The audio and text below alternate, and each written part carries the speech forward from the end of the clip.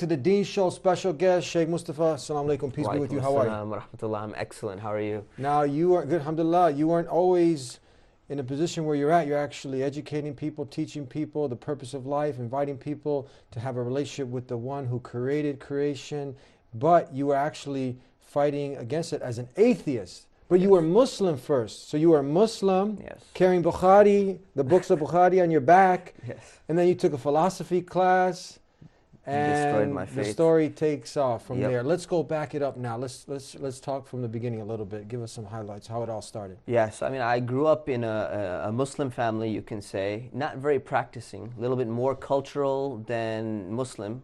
We kind of went for, Friday prayers. Sometimes we fasted in Ramadan, but that's pretty much it. So didn't really have that many Islamic teachings. Went to Sunday school, didn't pay attention, didn't really understand what was going on there. No one was really interested in that. So I kind of grew up that way. Islam was just something like as part of a culture. We didn't understand what was going on.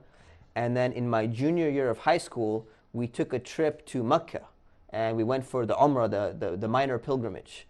And that was just seeing a different world for me. That just changed things completely. So there, I go into a bookstore and I'm seeing the Kaaba, I'm seeing Mecca, the people there, hearing the adhan, the call to prayer on a regular basis. A lot of emotions there. A lot of emotions there. It's like just a different society. Never seen anything like this in my life, And I've traveled a lot. Yeah. And walk into a bookstore and they got actually I see Islamic books for the first time in my life. I see translations of hadith, the statements of the Prophet, peace be upon him. I see translations of the Quran.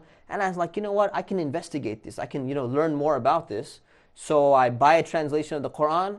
I buy a Sahih al-Bukhari, a collection of sayings of the Prophet, peace be upon him, 9 volumes. Carry it back with me on the airplane. And I said, I'm going to try to learn about this religion of mine. I'm going to find out if it's the truth or not. So I come back, I start reading, and I start, appreciating Islam. I said, I'm going to find this out, find out on my own. What is Islam? What is this thing that I was raised on supposedly? What is this all supposed to mean? And I started becoming more interested. And I said, this seems like it's the truth. I started comparing what I know about Hinduism. I said, I can't worship a statue, something like that. I started thinking about Christianity. I can't believe that, like a man is going to be God. Judaism, I don't have the right blood in me, So these things don't work for me. I say Islam is the thing that kind of makes sense, If we're going to believe in God, that's like the religion which I can consider. So I start getting more and more, learning about Islam on my own, reading the Quran, reading these books of hadith, and I start to have like an appreciation for Islam. Did you have a teacher? Did you have someone giving you some direction? So that was the issue. So I did not have a teacher. And one of the reasons why I didn't have a teacher is, everyone I had met, they seemed to be very more cultural than Islamic or Muslim. So I don't know who to go to for knowledge. I go to the mosque, I hear the sermon, it seems like very emotional, person has a very thick accent, I'm really not interested in this. I'm going to figure this all out all on my own. No direction. No direction. I'm going to read the text. Whatever I think the text means, doesn't matter what they're saying in the book, that's the way I'm going to take it. How about from family? How much direction did you get from Papa and Mama? See, the thing is, they may say a few things here and there, but it's all mixed with Islam and culture mixed. A lot of culture. A lot of culture. And I'm not into culture. Because for me, it's like, if I don't understand why this is happening, I don't want to follow something blindly. How was your basic understanding of, let's say, the pure monotheism Islam, the Tawheed, the fundamental belief system? How was that? I probably understood that there's one God. That was pretty clear. But anything beyond that, God's attributes and even the idea of belief in angels and things which are unseen. So the fundamental, the core was not there. Not really there. Okay. Not really there. So I'm reading these books and I'm getting interested. I'm learning more and I'm thinking, hey, this seems to make sense. I start questioning a lot of things. So I said, you know what? Let me start praying, because I know we should pray, but it doesn't make sense to pray in Arabic because I don't even know what I'm saying, And even if I read what I'm saying, the translation, I tried doing Arabic and then translating in English. I'm like, this is distracting me. Let me just start praying in English. So I just started praying in English. Seems like it's not a bad idea. It seems like a good idea. Okay, according to your logic. Yeah, at least for me, maybe it was a little bit arrogant at the time, but at least I understand what I'm saying. And all the people around me, maybe my parents, my friends, family, they're saying all these formulas, but they don't even know what they're saying, right? Many of them don't even bother to read the translation. So I feel like, hey, at least I'm connecting with God on a deeper level because I know what I'm saying. So I'm doing this, I'm praying in English. I'm kind of praying while I'm driving. If I'm getting late somewhere, hey, it's better than, God should accept from me. At least I'm doing better than what I was doing before. So I'm kind of, feeling good about this, kind of having some, positive, healthy pride in Islam. Start discussing, debating with my friends. Come on, you guys got to believe in God. Look at the Quran. This is a miracle. Start getting very, very happy about, being a Muslim. And that's when, I started, almost got to a point where I saw some things within hadith that I was reading, and I said, you know what? Some of these hadiths seem just very strange. They don't seem to make sense to me. They don't seem to be as like rational as I was seeing in the Quran. So I got to a point where I came across a website called like the Submitters or something like that. They basically said we don't need to accept these hadith. Hadith has all this weird stuff going on. Just remove this hadith. Just go with the Quran only. So I basically got into that movement or that group intellectually online. And I just said, let's just focus on the Quran. Some hadith are nice, but some are weird. So I don't understand them really. I'm just going to stick to the Quran. What happened was I go to college, get accepted to UC Irvine, decide to take a class on philosophy.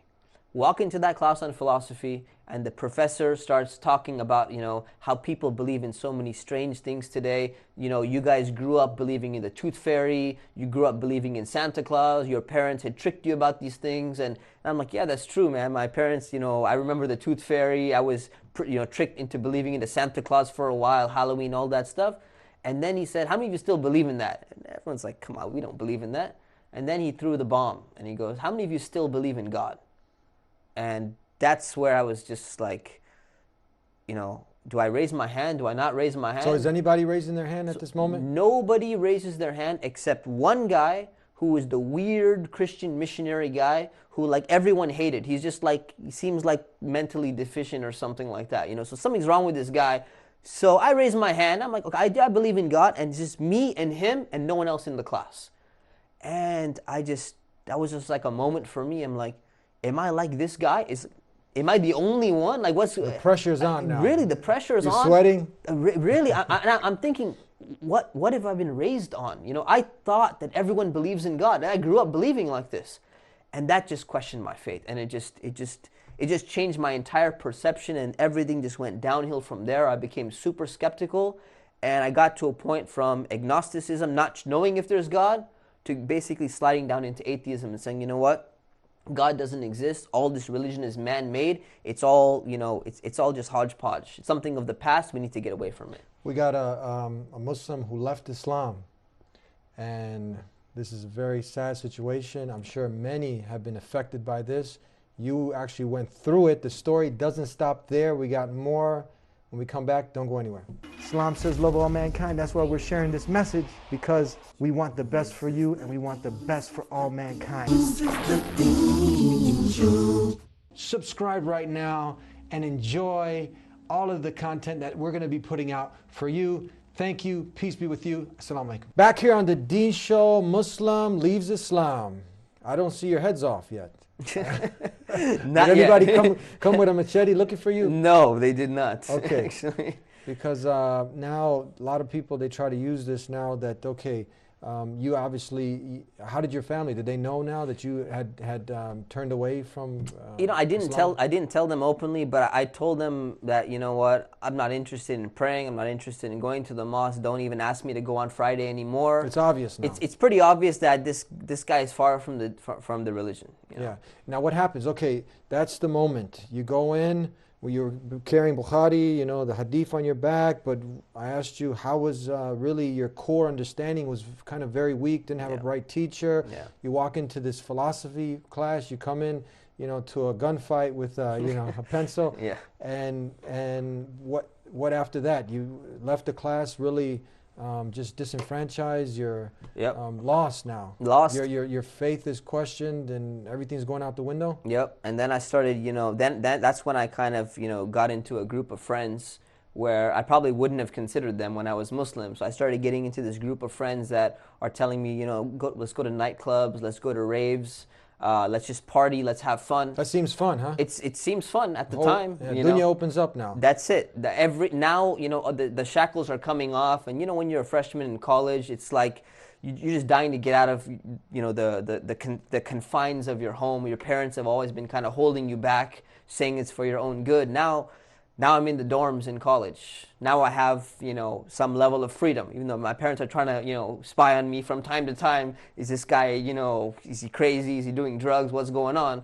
So I start having fun, and I get or supposed fun, you know, and I get into the wrong group, start going to these clubs, start going to raves, and kind of strange, you know, like I'm not really believing, but I have like these, I kind of sometimes I feel like, you know, should I consider praying? Should I not consider praying? There's still some doubts going on. There's doubts about not being Muslim as well, like the way that there were doubts about being Muslim. So I'm kind of going down this road, and I get into street racing with the cars, basically. So Like Fast and Furious? kind of like Fast and Furious, basically. Inspired by all these movies, inspired by what's going around in my area. So I get with this group, and we start street racing, and we just, it's a very dangerous thing. In retrospect, I tell people, you don't realize what you're doing, you know. One mistake, you know, a pedestrian walking down the street, you could just hit someone, kill someone, and you don't even feel it. It's like a video game almost in front of you, you know. So I start street racing, and that's going on for a while. And one day I just get really upset with my parents. I get upset with just everything. I'm upset with life. I'm upset with the world. And I lost a lot of money that my parents had given me in the stock market that day. It was a Friday. The stock market crashes. I lose a ton of money. I'm stressed out. I'm mad at my parents. I got my... Would you say you're kind of a spoiled rich kid? Kind of a spoiled rich kid. That's just the reality. You know, I'm driving a Lexus IS 300 the same month that it came out. You know, it was a big deal when it came out. So that's pretty much what's happening. So I'm really upset, and I decide I'm running away from home. I've had it now. I need my absolute freedom. I don't even want to come home on the weekends anymore. I'm out of here. So I get my stuff. I have money in my bank account that my parents had given me. Everything's ready to go. Jump in the car, run away from home, never coming back again. On my way, I'm driving from Orange County down to San Diego. It's kind of a windy road. All of a sudden, Nissan 300ZX pulls up, twin turbo, tries to race me. And I'm in a bad mood. I'm really upset, listening to rock music, just, you know, fueling more anger. And I decide, you know what, that's it, man. I'm going to race this guy.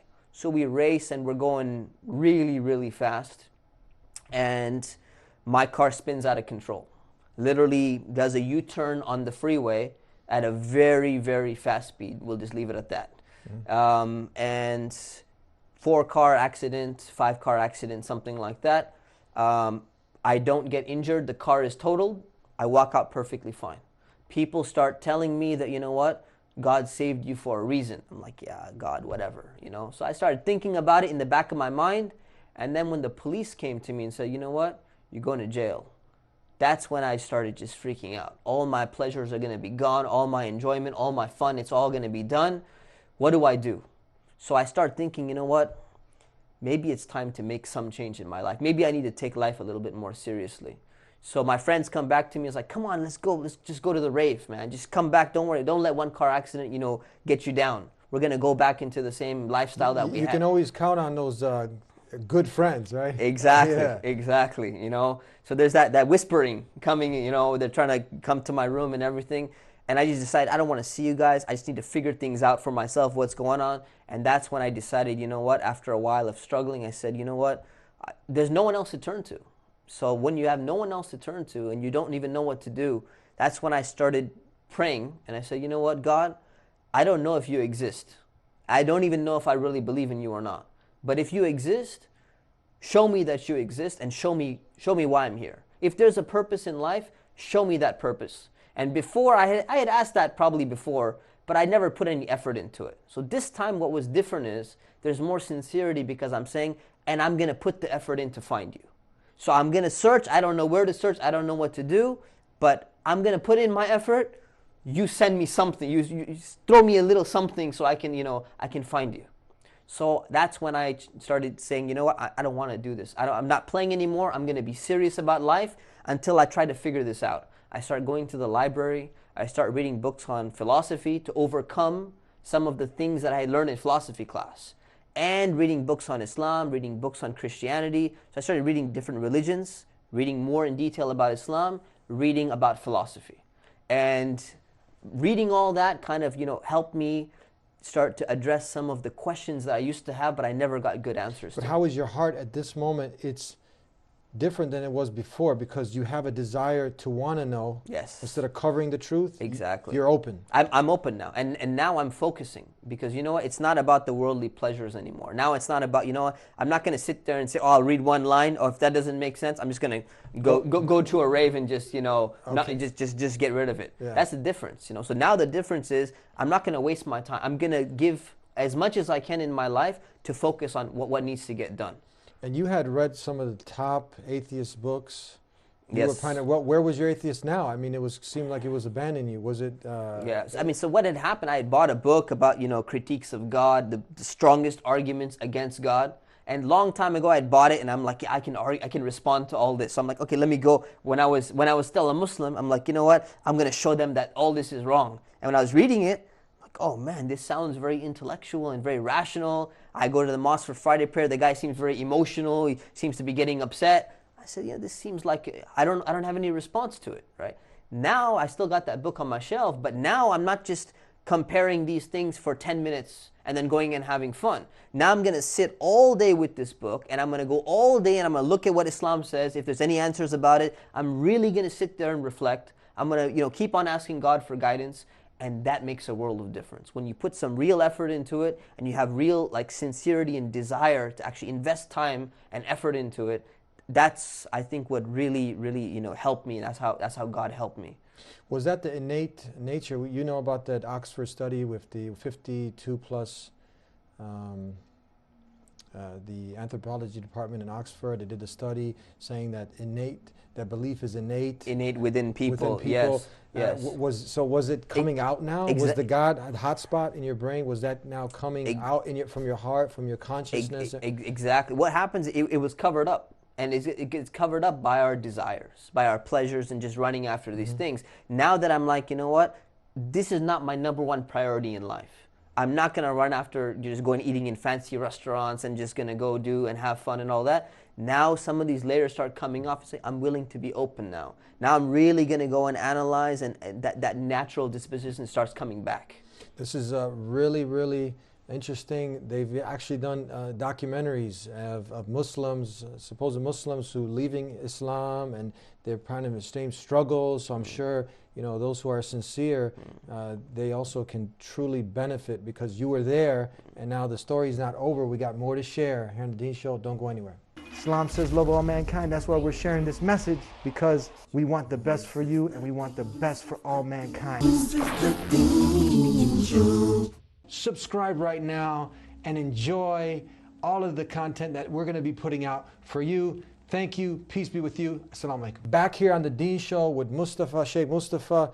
Now, do we see this happening more and more, that because you're born in a family, you don't have that proper direction, good examples from, let's say, from your family teaching you properly, and you don't have that guidance from a young age, and now you end up kind of drifting off, the whole world opens up, you can start going to the raves, to the nightclubs, culture, a lot of culture, strange things associated with Islam that have nothing to do with Islam, and now you have people leaving, right? It's very common. It's very, very common, and I encounter it on a regular basis. On a regular basis. So like, it's not that I'm alone. Almost everywhere I go, I see people who, literally, that's exactly how I was, and I see them asking the same kind of questions.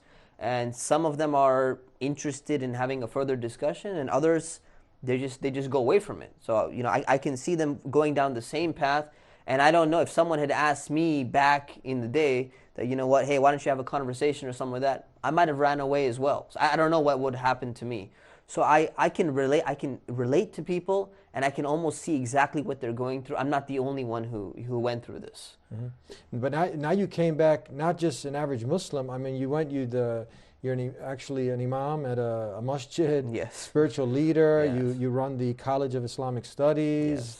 I mean, how can someone, before they get in a train wreck, car wreck, maybe die at an after party. Yeah. Who knows? Because Yeah. death is a reality and come at any time. Absolutely. Before they go through all this drama now, maybe end up nowhere. You actually, you ended up somewhere, you know, figuring out the purpose of life, why you've been created, you know, on a path of goodness.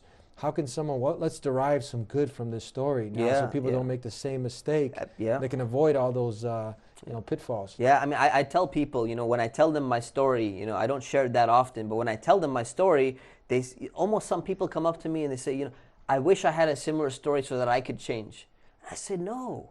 You don't want this story. You don't want a near-death experience. You don't, because you might actually die before you change. And you don't need to have an experience like this. You don't need to get into a car accident to change. This is a way, you know, some people, they have this and they don't change. Many people go through something similar and they just go right back into the same life that they went into. So there's no guarantee, and you don't need this type of experience to change. If you have a willingness, you have a sincerity, you have a desire that, you know what, you want to look into this more seriously. You realize that, you know what, it's worth just investigating and finding out, you know, what the truth is, why we've been created in the first place, so that you can figure out that, you know what, if there's an afterlife, if God is going to hold us accountable, if this is really a test, what can I do to prepare for that test to make sure that I pass it, you know? So people can wake up without these experiences. And what my advice to them would basically be is take life a little bit more seriously. You know, there's a lot of distractions. There's a lot of fun and games. There's going to be those friends who come, they try to grab you and say, come on, let's just go have fun, you know? You attend a class, maybe you benefit from a Friday sermon, you watch a YouTube video, and you're kind of like, yeah, you know, I'm gonna focus on this, I'm gonna be interested in this, and then all of a sudden someone goes, forget all that, let's just go watch a movie, and you just forget all of it. This is something that we should be careful about. We really need to reflect upon, yeah, what can we do, how can we change ourselves, and the first step in changing yourself is with knowledge. Actually learning properly, well, what is the religion of Islam? What is the ultimate meaning behind these things? What is the meaning behind these rituals? Why are we doing these things? And go beyond all that and not get caught up into all these small things over here. What if someone says, look, you had the knowledge, you had Bukhari books on your back, and you still left? What do you say? The thing is, there was no foundation.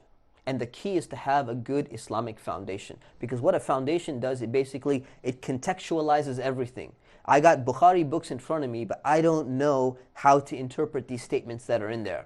I don't even know exactly who Bukhari is. I don't know when he wrote this book. I don't know how we know that the Prophet, peace be upon him, actually said these things. So I just heard that, hey, this is authentic, but I don't have a deep foundation. I don't know how to interpret the Quran. If I read it, I don't understand, you know what, does this pronoun refer to us? Does it refer to something else? Who's this talking about? It talks about, you know, the Battle of Badr. It says, when the incident happened at Badr.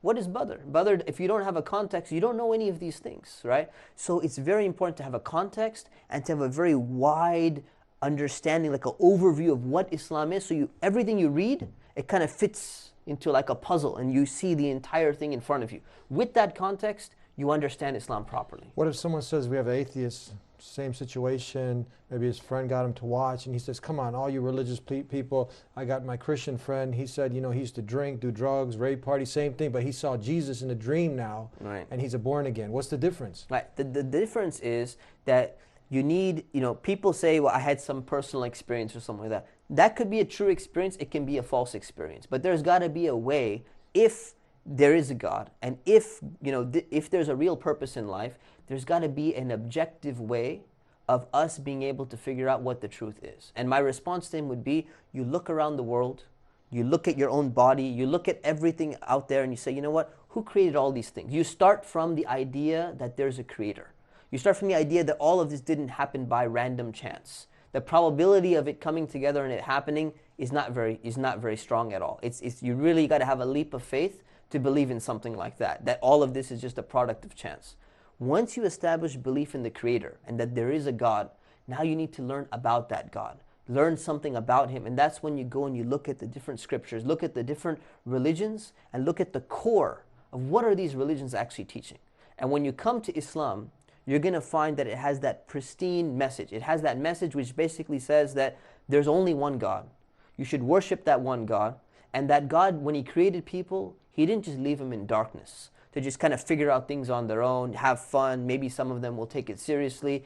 And he didn't leave it up to people to kind of wait to have some kind of spiritual experience where they're going to, figure out on their own, okay, this is what God wants me to do, or he's communicating directly. He sent us guidance, and the guidance is in people who received revelation. We can objectively evaluate that revelation, read the Quran, see if this makes sense. Do the teachings make sense?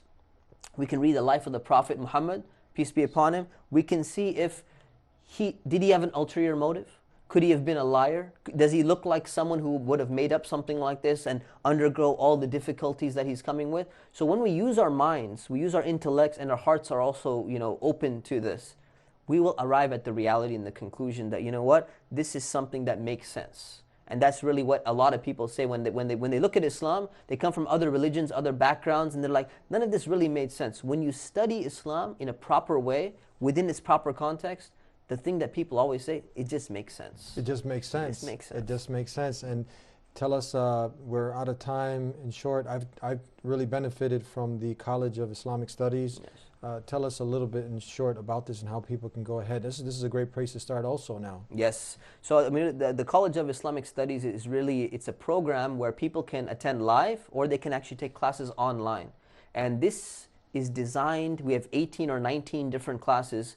It's designed to give you that foundation in Islam, so that you don't get lost like I did, so that you understand what the context is, and it prioritizes what Islamic studies are. Many people, they just pick up the Quran and start reading, or they pick up a hadith book, start reading, but they don't have any context behind that. And it's very important to have a context, beyond all that. So I would recommend everyone check out our website, which is collegeislam.com. You can enroll in classes, you can enroll online, anywhere you are, any place around the world. We have students in different countries around the world. I recommend that people at least try a class, and I guarantee you that you're going to benefit, and you're going to see Islam in a different light. Beautiful. Thank you so much. Thank you very much. Assalamu alaikum. Jazakallah. Wa alaikum assalam. Peace be with you. Peace be with you as well. Islam says love all mankind. That's why we're sharing this message, because we want the best for you and we want the best for all mankind. We'll see you next time.